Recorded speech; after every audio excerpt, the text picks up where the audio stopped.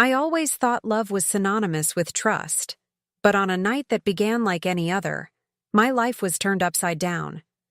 My partner, the person in whom I had placed all my dreams and hopes, was on a secret date.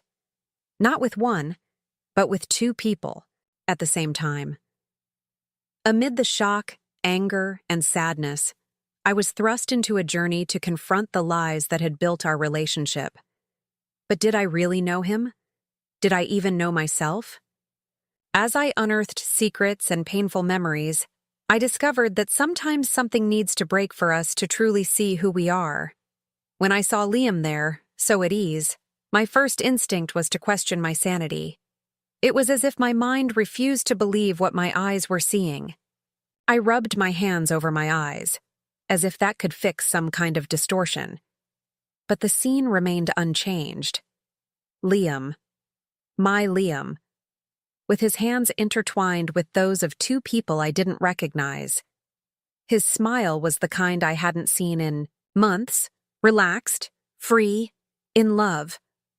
My legs threatened to give out, but I leaned against the metal pole by the sidewalk. The cold seeped into my skin, but nothing could diminish the heat of the anger beginning to boil inside me. How dare he?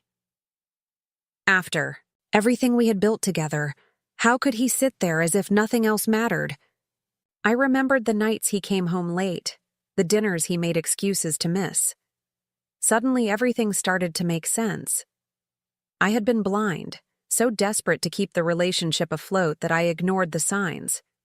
I felt tears welling up, but I swallowed them. Crying there in the middle of the street wasn't an option, not yet. I forced myself to stay for another minute, watching.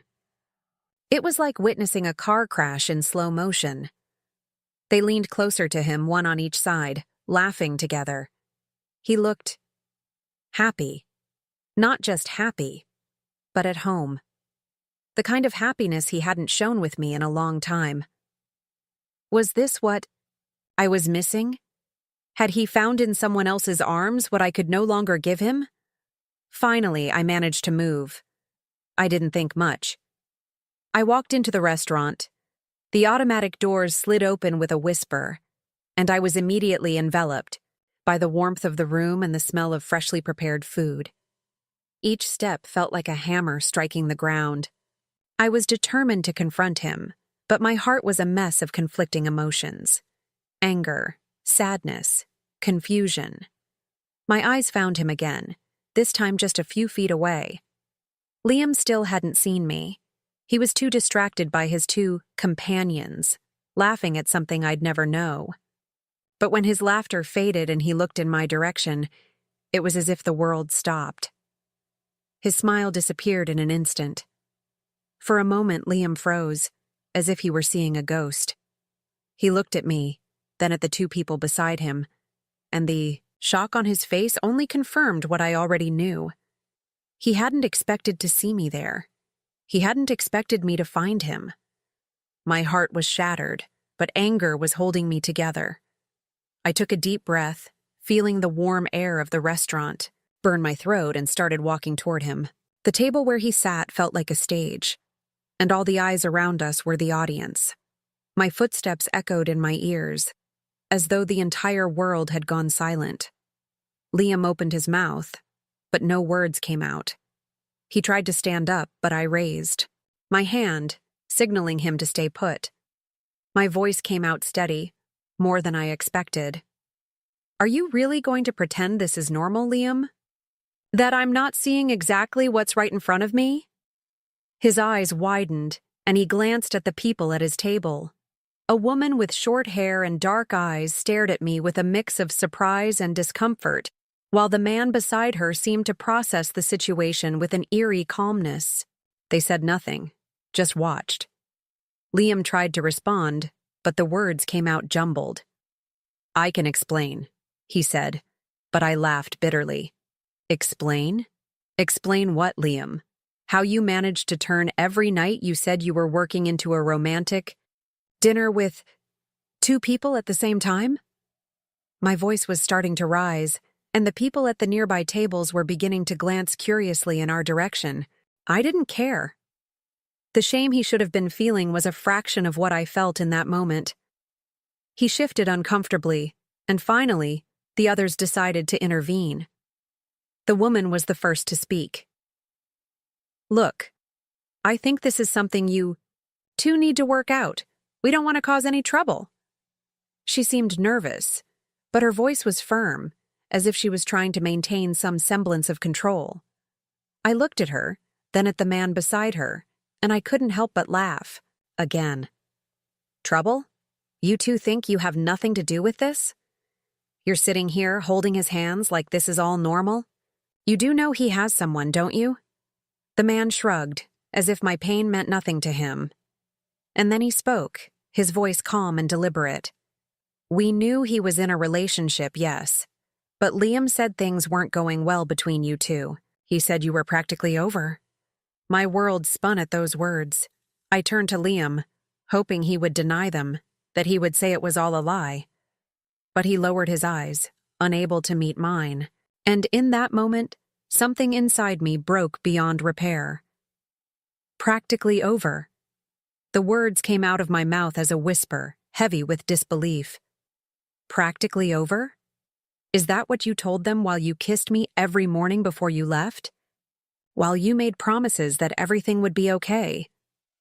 He tried to reach for my hand, but I pulled away, as though his touch were something toxic. My heart was pounding, and I could feel the tears threatening to fall, but I wouldn't let him see how much this was destroying me. Not now.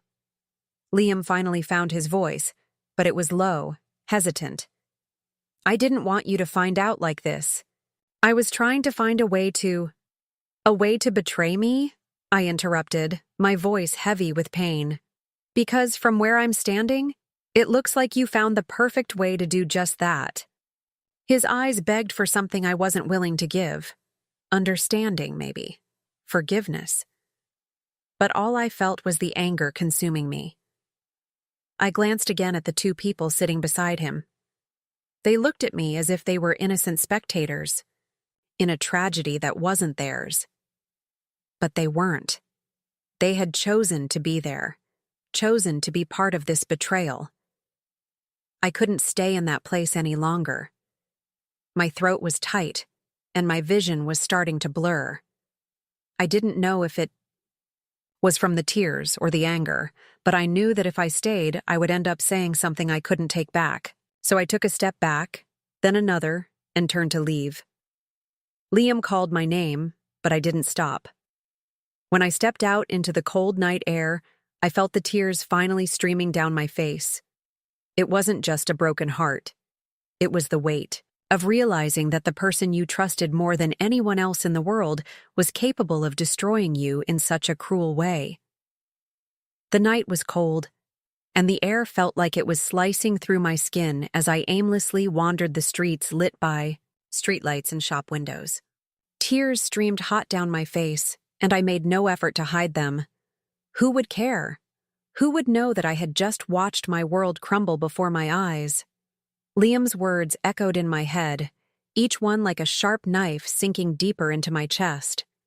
Practically over. How could he have the audacity to say that? How could he turn years of love, sacrifice, and trust into a hollow excuse to betray me?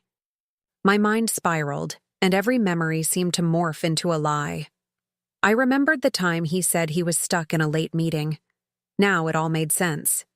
He was there, with them, while I was at home, worried, keeping his dinner warm, waiting for him to come home. I thought of all the times I tried to ask him what was wrong, why he seemed distant, and he gave me empty answers, flimsy excuses. I needed to breathe, needed to find a place to pull myself together, but my feet wouldn't stop moving. It was as if walking was the only thing keeping me upright. My hands were freezing, and my chest ached. Not just emotionally, but physically. I had never felt anything like this before, as though my heart was imploding inside of me. I found a bench in an empty park and sat down. The breeze rustled the leaves in the trees, and the sound kept me company. My tears kept falling, and I sobbed, unable to contain the torrent of emotions raging inside me. It was humiliation. It was pain. It was anger.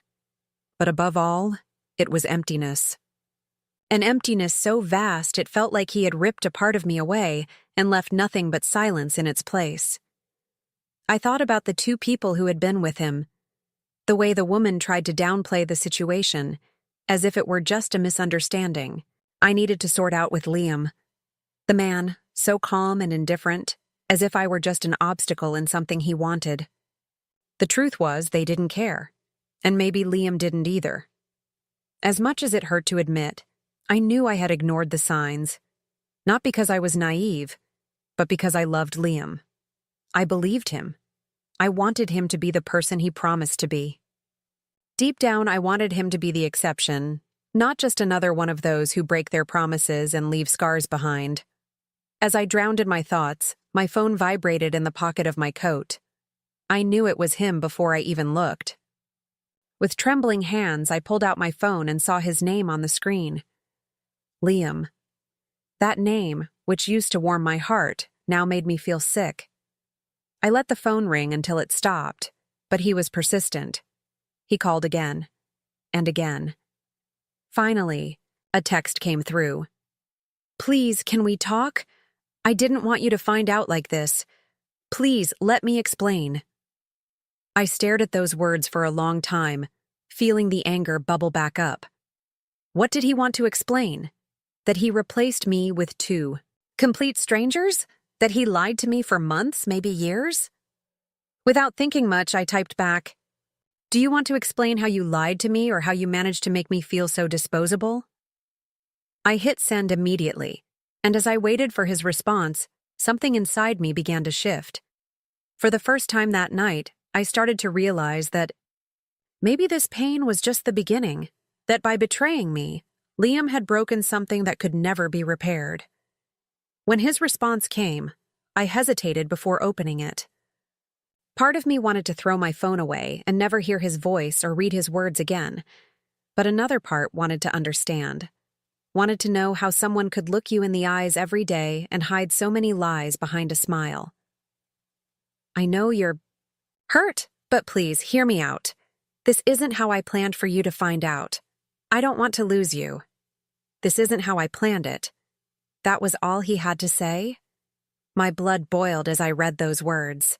I was teetering on the edge between exploding and collapsing, and it felt like any decision I made would only deepen the pain I was already feeling. I turned off my phone and shoved it back into my pocket. I needed space. I needed to think.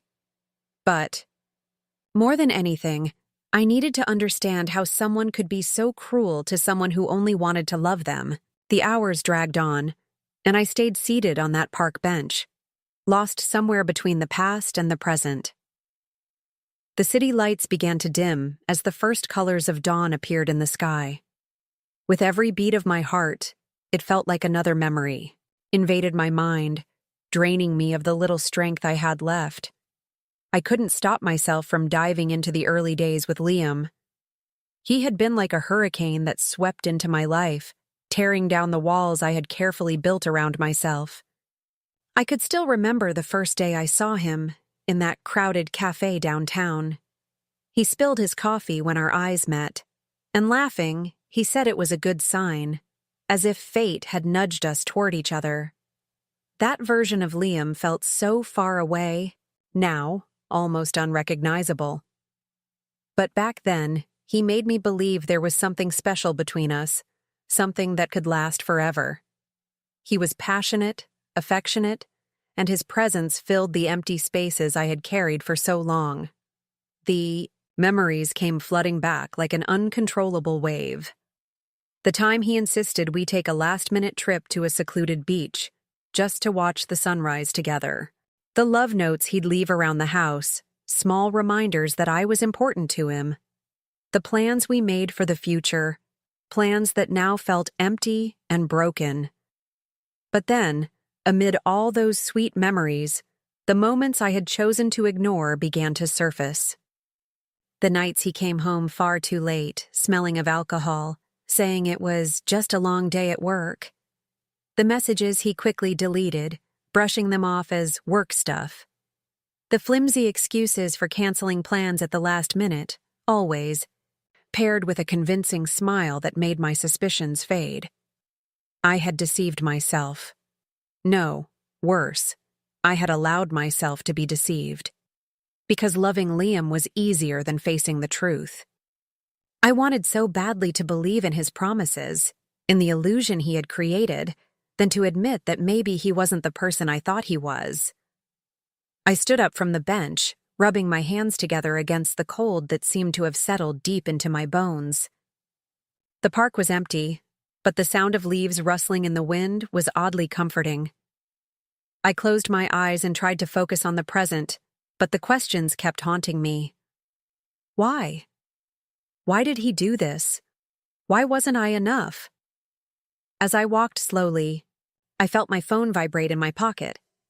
I hesitated before pulling it out, but when I looked at the screen, I saw it wasn't Liam. It was my best friend, Sarah. She knew.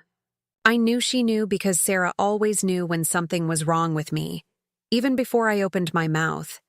She was my anchor, the one person who held me steady every time the world felt too big to face. I answered with a quiet whisper, my voice, broken by the weight of the previous night. "Hi," I said, trying to sound steady but failing miserably. "Sophia." Sarah's voice was full of concern. "Where are you? I called you so many times last night. Did something happen?" For a moment I hesitated. Part of me didn't want to tell her. I didn't want to admit to Sarah that I had been so blind, that the man I loved had betrayed me in such a cruel way. But another part of me needed to talk, needed to let go of the weight crushing my chest. "I saw him, Sarah," I replied, my voice cracking. "I saw Liam. He was with 2 other people." Silence. The kind of silence only a true friend can offer when they feel the weight of your words. Finally, she responded, her voice soft but firm. "Where are you right now?" "In the park. I don't know why, I just walked here." "Stay there. I'm coming to get you. Don't do anything, Sophia. Just wait for me." When she hung up, I felt a brief moment of relief, as if a small part of the burden had been lifted. Sarah was like a sister to me, and knowing she was on her way gave me a sliver of hope that I wouldn't have to face this alone. As I waited, a wave of shame washed over me. Why did I feel this way? Why was I the one who felt humiliated when Liam was the one who had betrayed me? Why did his choices make me feel like I was the one to blame? The first rays of sunlight finally broke over the horizon, but I didn't feel their warmth. Everything inside me still felt frozen. I was sitting on the edge of the bench when I saw Sarah's car headlights approaching along the narrow park path. Even from a distance, I could see the concern etched on her face. When she parked and got out of the car, her arms were already reaching for me, and the moment she wrapped me in a hug, I broke down. I cried. I cried like a lost child, like someone who no longer knew where to go or what to do. Sarah didn't say anything at first. She just held me tight, letting me release the weight I had been carrying since the night before. Her presence was the only thing keeping me from completely falling apart. After a while, she gently guided me to the car. "Let's get out of here. Sophia, let's go to my place. You don't have to go through this alone." I let myself be led, my legs heavy, as if the simple act of walking was too exhausting.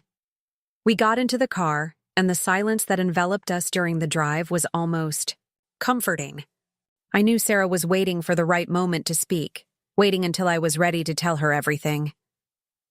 When we arrived at her apartment, she sat me down on the couch and placed a mug of warm tea in my hands. The calming aroma of chamomile filled the air, but it did nothing to untangle the knot in my stomach. "Now tell me, Sophia, what happened? What did he do?" I took a deep breath, trying to summon the strength to relive the scene that had broken my heart. I told her everything. From the moment I saw him at the restaurant to the pathetic texts he sent trying to justify his actions. Each word felt like reliving the weight of the previous night, but at the same time, it was liberating to share my pain with someone who truly cared. When I finished, Sarah sat in silence, her eyes fixed on me, filled with a mixture of anger and sadness. "I never liked him," she finally said, her voice firm. "I never wanted to tell you before because I knew how much you loved him. But I always thought he was selfish." I let out a bitter laugh. Selfish was an understatement. Sarah took my hand, her eyes resolute. "Sophia, listen to me. This isn't about you. It's not about what you did or didn't do. He chose to hurt you. He chose to betray your trust. This is all on him and the kind of person he is." Her words were like a balm to my wounded soul.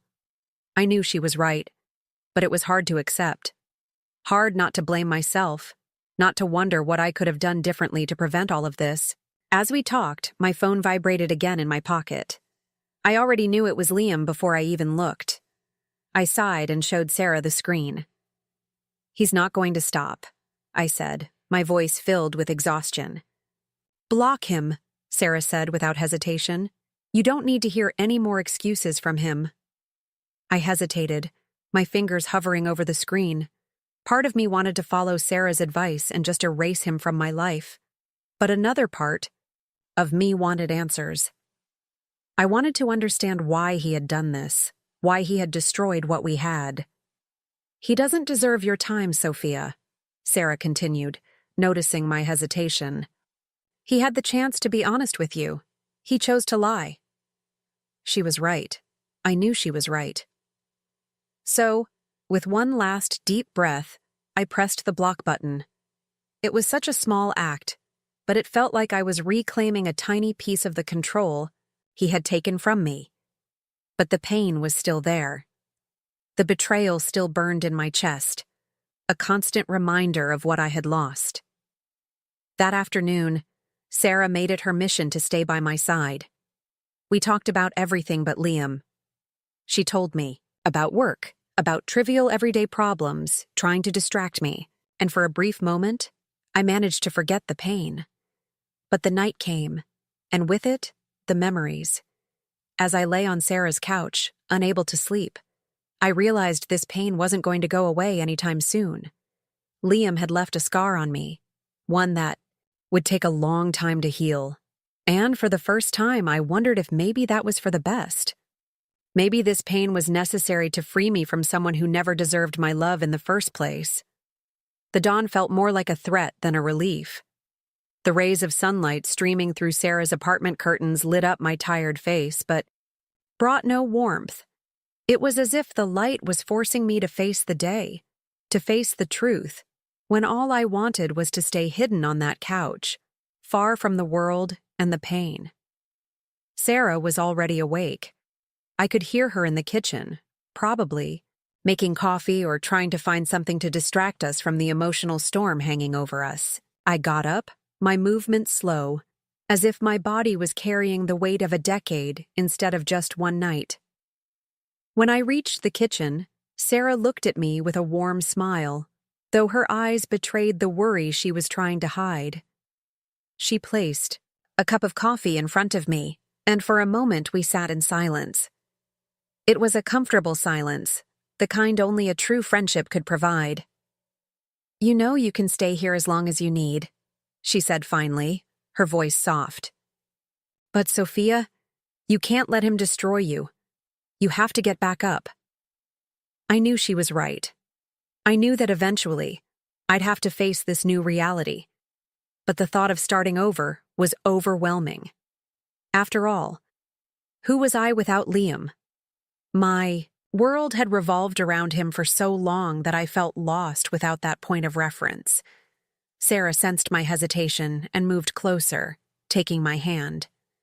"You need to remember who you were before him, who you were before all of this."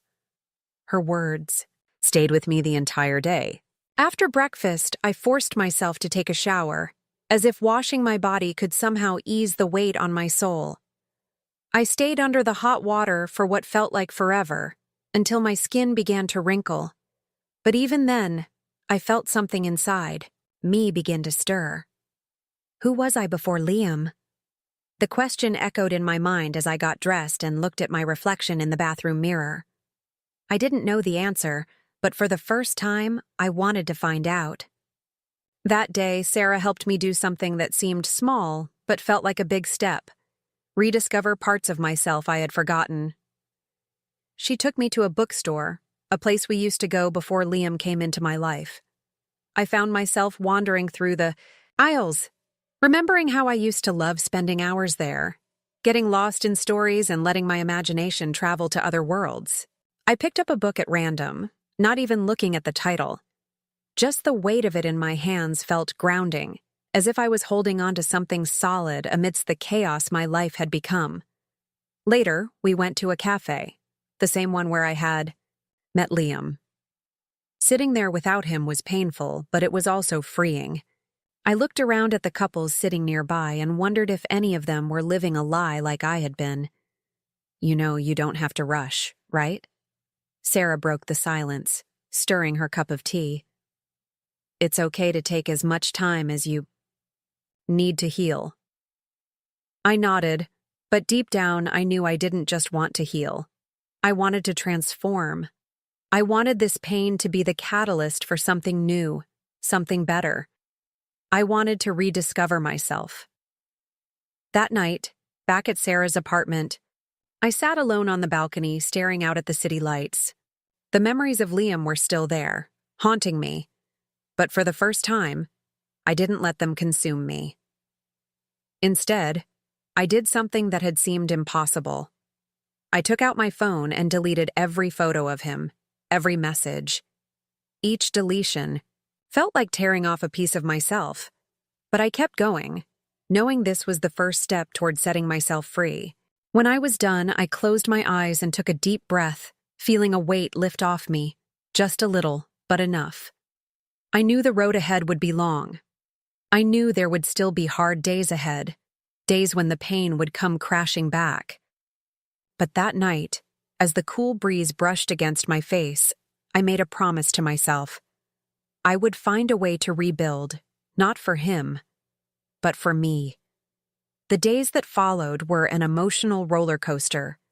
Some mornings, I woke up with swollen eyes, from crying so much, reliving every word, every moment of that night at the restaurant. Other times, I felt a flicker of strength, as if I was beginning to understand that this pain wouldn't define me forever. Life felt like a puzzle, but the pieces were scattered across the floor, waiting for me to pick them up. Sarah was my greatest source of strength during that time. She not only took me in, but also insisted that I get out and reconnect with the world. There were days when I wanted to hide under the blankets, but she knew exactly when to pull me back to reality, when to remind me that even in the midst of pain, life goes on. It was on one of those mornings that she suggested something that, at first, seemed insane. She walked into the living room holding 2 plane tickets. "We're going to California," she announced, her radiant smile a stark contrast to my gloomy state. "California?" I repeated, confused. "Sarah, I'm not exactly in the mood for a vacation." "This isn't a vacation, Sophia. It's a reset. You need a change of scenery, something to remind you that the world is so much bigger than this pain. You need to get out of this mental space where Liam is the center of everything." I wanted to argue, to tell her I wasn't ready. But something about Sarah's conviction stopped me. She was right. I was trapped in a cycle, replaying every detail of the betrayal, letting him still have control over my mind and emotions. 2 days later, we were on the plane. During the flight, I stared out at the clouds, the vast sky stretching in all directions, and something inside me began to settle. It felt like the simple act of being in motion, of literally flying away from the place where everything had fallen. Apart was a symbolic act of letting go. We arrived in San Francisco at sunset, and the salty Pacific breeze greeted me like a gentle embrace. Sarah had booked a small Airbnb near the bay, a simple but cozy place with an incredible view of the Golden Gate Bridge. Sitting on the balcony that first night, the wind tousling my hair, I realized I had spent years of my life living for Liam. and for the first time, I understood that I didn't even know what I wanted. The next morning, Sarah dragged me to a trail in Muir Woods, a forest of towering redwoods. As we walked beneath those majestic trees, something shifted inside me. I felt small, yes, but not in a bad way. It was the kind of smallness that reminds you that your pain, no matter how big it feels, is tiny compared to the vastness of the world. "Sophia, you need to promise me something," Sarah said as we stopped to rest. "What?" "That you won't let this experience harden you. That you'll learn from it, yes, but you won't let it take away who you are." I took a deep breath, looking at the immense trees around us. For so long, I had felt like Liam had taken everything from me. But in that moment, I realized there was still something intact. A part of me that he couldn't touch. "I promise," I whispered. The days in California were like a balm for my soul. Walking along the beaches, listening to the waves crash against the shore, feeling the wind on my face, it all reminded me what it felt like to be alive, to feel like I was part of something bigger. Sarah, with her boundless energy and constant encouragement, was my guide on this journey of rediscovery. But it was in a small cafe in Sausalito that I had my biggest moment of clarity. We were sitting by the window, watching the boats in the water, when Sarah stepped outside to take a call. Alone, I let my mind wander. Something I had avoided, doing since the betrayal. That's when I realized something that seemed so obvious, but that I had ignored. Liam wasn't the center of my life. He never was. I had put myself on the back burner, made sacrifices, shaped my life around him, but I was so much more than that. My worth wasn't in how he saw me. It was in how I saw myself. In that moment, I felt a wave of emotion wash over me. It wasn't sadness, nor was it anger. It was a kind of acceptance. I didn't need answers anymore. I didn't need to know why Liam did what he did. He was a chapter in my life, but he wasn't the whole book. When Sarah returned, she found me smiling. It was a small, hesitant smile, but it was genuine. She noticed the change immediately. "What is it?" she asked, curious. "I'm going to be okay, Sarah. For the first time in a long time, I believe that." In the days that followed, I continued to explore, not just California, but myself. I rediscovered things I had forgotten I loved: photography, reading, writing. I started filling the spaces Liam had left with pieces of myself. When we returned home, I wasn't the same person who had left that city. The pain was still there, of course, but it was no longer an unbearable weight. It was a reminder, a sign that I had survived. On my last night at Sarah's apartment, as I packed my things to return to my own place, she hugged me tightly. "I told you, Sophia. You're so much stronger than you think." And for the first time, I agreed with her, and that was my story. What about you? Have you ever gone through something similar? What would you do if you were in my shoes? Share your thoughts in the comments. I'd love to hear what you think about all of this. Don't forget to subscribe to the channel to catch more emotional stories like this one, and leave a like. It really helps the channel grow. Thank you for watching, and see you next time.